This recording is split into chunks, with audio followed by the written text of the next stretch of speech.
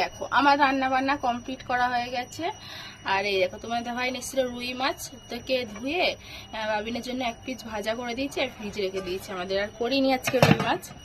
আর করেছি ডাল, মুসুরির ডাল, আর এই যে ভেন্ডি আলুর তরকারি, আর রয়েছে ভোলা মাছ, ধনেপাতা আলু দিয়ে ঝাল করেছি ভোলা মাছের। আর এইদিকে দেখো জামা কাপড় তুলে নিয়েছি, ভাঁজ করব। আর বাবিন বসে বসে একটু ড্রয়িং করছে, এতক্ষণ নিচে খেলছিল ও দিদির সঙ্গে।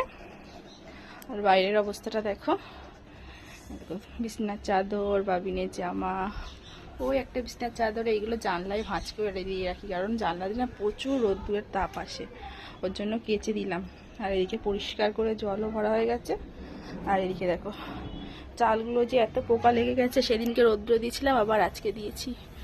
একটু পরে এগুলো ঝেড়ে পরিষ্কার করব।